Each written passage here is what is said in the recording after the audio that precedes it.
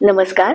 Renuka arts आयोजित राज्यस्तरीय लघुकथा अभिवाचन स्पर्धेत मी पूर्वाधारप प्रेम या विषयावरील एक स्वलिखित कथा सादर करते आहे. हो ना मित्रा. हॅलो, मी आलोय मुंबईत. भेटूयात का संध्याकाळी? चालेल ना. कळव मला कुठे आणि कधी भेटायचं ते. हा, करतो मेसेज. खरं तर आमची मैत्री खूप जुनी, अगदी बालवाडीपासूनची.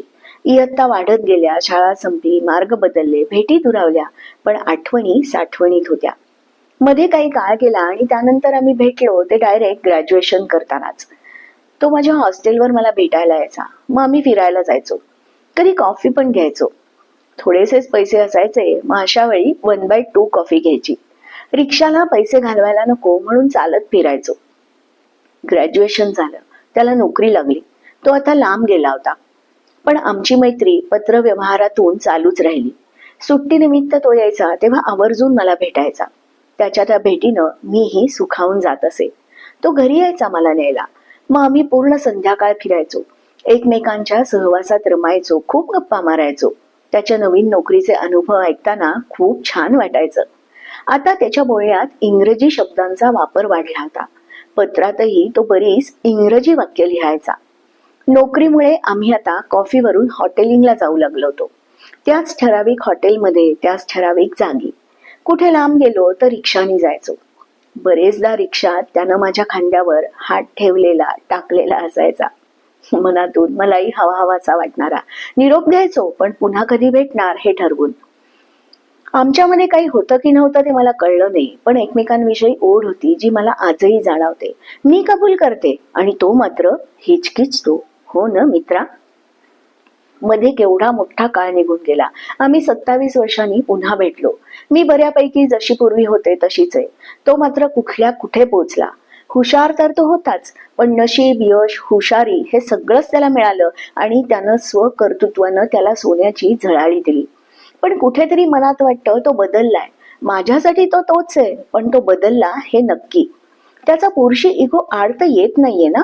जुन्या गोष्टी त्यालाही तितक्याच प्रकर्षाने आठवतात. त्याला बोलायच्याही आहेत, पण तो नाही बोलत. गप्पांमध्ये एखादा संदर्भ आलाच तर नाही कोणा लक्षात येत, असा त्याचा आविर्भाव असतो. आम्ही दोघंही एकाच क्षणी त्या मागच्या प्रसंगात जाऊन विरमतो आणि तो क्षणात आपण त्यातले नाहीच असा परत येतो, अगदी त्या आठवणींना झटकून टाकल्यासारखा. आज आम्ही भेटलो. जुन्या आठवणींमध्ये मी बुडून गेले होते आणि तो मात्र काहीच कबूल करायला तयार नव्हता. सगळं आठवत असूनही त्याचं मन अडेल तट्टूपणा करत होतं. हे त्याच्या प्रत्येक हालचालीतून मला जाणवत होतं. ते जुने दिवस आमच्या दोघांच्याही अवतीभोवती फेर धरून नाचत होते. मी माझ्या मनातला माझ्याजवळ कबूल केलंही होतं, पण त्याचं आजचं आयुष्य की त्याचं कॉर्पोरेट लाईफ ते त्याला ऍक्सेप्ट करू देत नसावं. जणू काही आपण त्या गावचेच नाही, असं काही नव्हतंच हे तो स्वतःच्या मनाला पुन्हा पुन्हा सांगण्याचा प्रयत्न करत होता आणि स्वतःला वास्तवात ओढून आणत होता. खरं म्हणजे त्या क्षणाचं एक वास्तव होतं. एका सुंदर संध्याकाळी तो आणि मी एकत्र आहोत हेच. खूप खूप गंमत वाटत होती मला त्याची. मी त्याला फक्त ऑब्झर्व करत होते. त्याचा चेहरा हसरा, पण त्याच्या चेहऱ्यावरचं ते हसू फक्त त्याला आणि मलाच कळत होतं.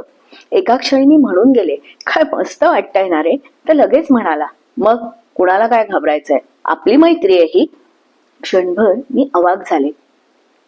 राहून राहून मला एका गोष्टीचं आश्चर्य वाटत होतं, ते म्हणजे तो स्वतःशी तरी का कबूल करत नव्हता.